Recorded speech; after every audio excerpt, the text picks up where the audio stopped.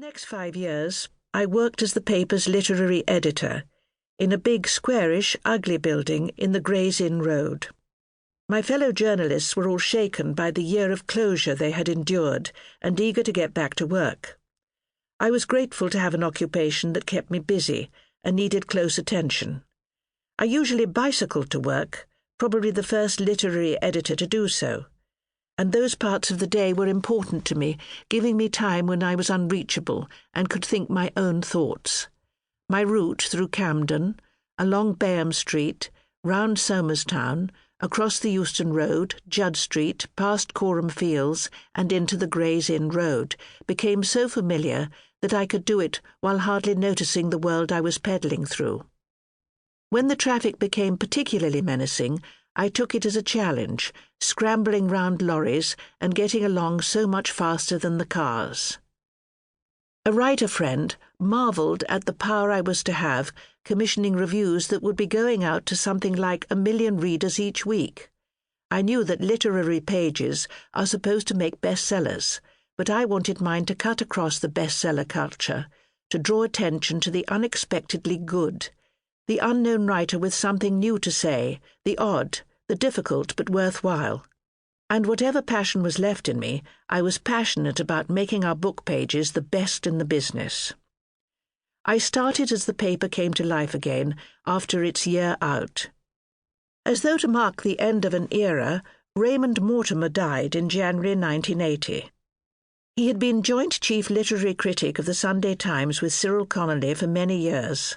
Connolly died in 1974, and both had written elegant and influential reviews.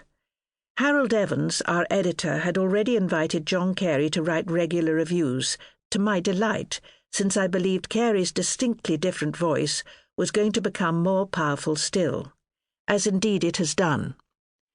My ambition was to print at least one piece every week that would attract readers not usually interested in the book pages, and I saw John as the sharpest critic in the business and most likely to draw them in.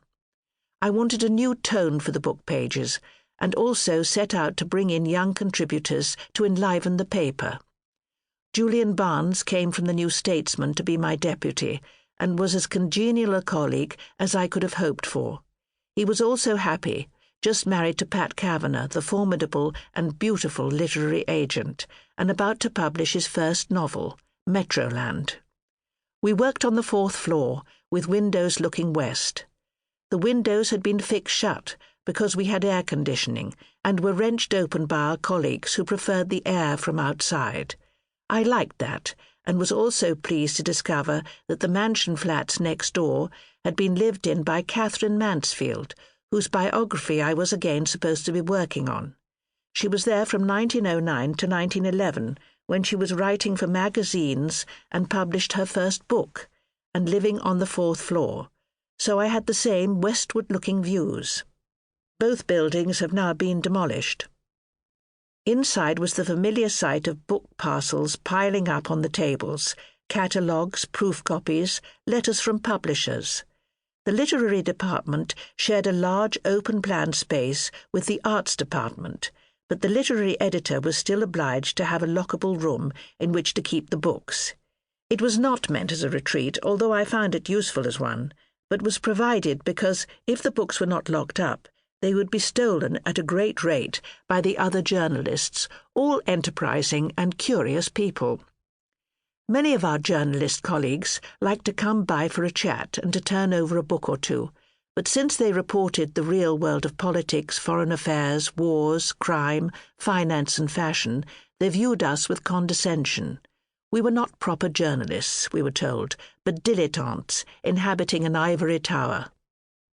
Hard-working dilettantes we were. I was my own secretary for very many months because the union troubles at the paper meant I had only occasional and inefficient help. I had to stay late almost every evening to keep up with things. It was a comical situation, since callers wanting to speak to the literary editor almost always assumed he was a man, so when I answered the telephone, I was regularly taken for the secretary, which of course I effectively was, in addition to being literary editor. I learnt about real secretarial skills from Sarah Foreman, who worked for the arts editor.